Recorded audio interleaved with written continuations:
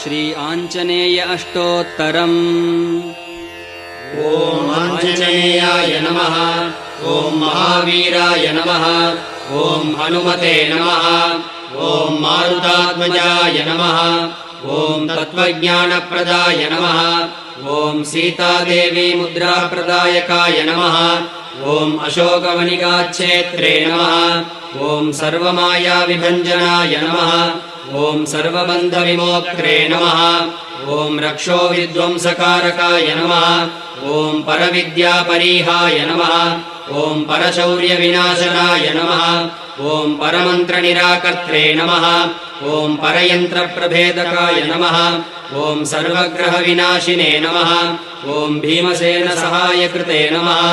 ॐ सर्वदुःखहराय नमः। ॐ सर्वलोकाचारिणे नमः। ॐ मनोजवाय नमः। ॐ पारिजाततरुमूलस्थाय नमः। ॐ सर्वमन्त्रस्वरूपवते नमः। ॐ सर्वयन्त्रस्वरूपिणे नमः। ॐ सर्वतन्त्रात्मकाय नमः। ॐ कपीश्वराय नमः। ॐ महाकायाय नमः। ॐ सर्वरोगहराय नमः। ॐ प्रभवे नमः। ॐ फलसिद्धिकराय नमः। ॐ सर्वविद्यासम्पत्प्रदायकाय नमः। ॐ कपिसेनानायकाय नमः। ॐ भविष्यच्चतुराननाय नमः। ॐ कुमारब्रह्मचारिणे नमः। ॐ रत्नकुण्डलदीप्तिमते नमः। ॐ सञ्चलद्वालसन्नद्धलम्बमानशिखोज्ज्वलाय नमः। ॐ गन्धर्वविद्यातत्त्वज्ञाय नमः। ॐ महाबलपराक्रमाय नमः। ॐ कारागृहविमोक्त्रे नमः। ॐ शृङ्खलाबन्धमोचकाय नमः। ॐ सागरोत्तारकाय नमः। ॐ प्राज्ञाय नमः। ॐ रामदूताय नमः। ॐ प्रतापवते नमः। ॐ वर्णराय नमः। ॐ केसरिसुताय नमः। ॐ सीताशोकनिवारणाय नमः। ॐ अञ्जनागर्भसम्भूताय नमः। ॐ बालार्कशत्रुनाशनाय नमः। ॐ विभीषणप्रियकराय नमः। ॐ दशग्रीवकुलान्तकाय नमः। ॐ लक्ष्मणप्राणदात्रे नमः। ॐ वज्रकायाय नमः। ॐ महाद्युतये नमः। ॐ चिरञ्जीविने नमः। ॐ रामभक्ताय नमः। ॐ दैत्यकार्यविघातकाय नमः। ॐ अक्षहन्त्रे नमः। ॐ काञ्चनाभाय नमः। ॐ पञ्चवक्त्राय नमः। ॐ महातपसे नमः। ॐ लङ्किनीभञ्जनाय नमः। ॐ श्रीमते नमः। ॐ सिंहिकाप्राणभञ्जनाय नमः। ॐ गन्धमादनशैलस्थाय नमः। ॐ लङ्कापुरविदाहकाय नमः। ॐ सुग्रीवसचिवाय नमः। ॐ धीराय नमः। ॐ शूराय नमः। ॐ दैत्यकुलान्तकाय नमः। ॐ सुरार्चिताय नमः। ॐ महातेजसे नमः। ॐ रामचूडामणिप्रदाय नमः। ॐ कामरूपिणे नमः। ॐ पिङ्गलाक्षाय नमः। ॐ वारिधिमैनाकपूजिताय नमः। ॐ कबलीकृतमार्ताण्डमण्डलाय नमः। ॐ जितेन्द्रियाय नमः।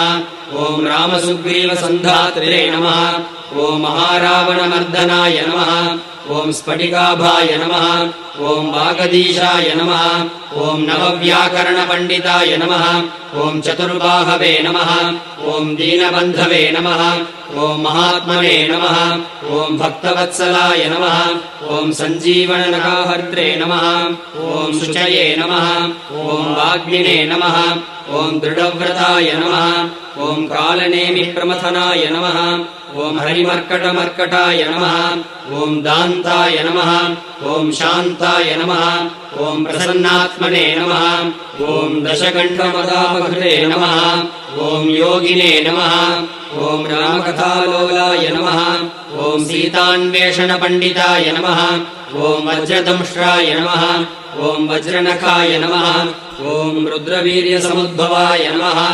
ॐ इन्द्रजित्प्रहितामोहब्रह्मास्त्रविनिवारकाय नमः। ॐ पार्थध्वजाग्रसंवासिने नमः। ॐ शरपञ्जरहेतकाय नमः। ॐ दशबाहवे नमः।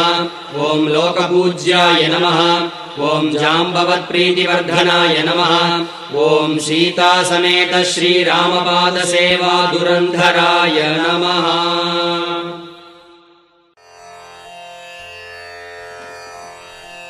ब्रह्मार्पणम् ब्रह्महविः ब्रह्माग्नौ ब्रह्मणाहुतम् ब्रह्मैव तेन गन्तव्यम् ब्रह्मकर्म समाधिना कायेन वाचा मनसेन्द्रियैर्वा बुद्ध्यात्मना वा प्रकृते स्वभावात् करोमि यद्यत् सकलम् परस्मै नारायणायेति समर्पयामि आकाशात् पतितम् तोयम् यथा गच्छति सागरम् सर्वदेव नमस्कारः केशवम् प्रति गच्छति।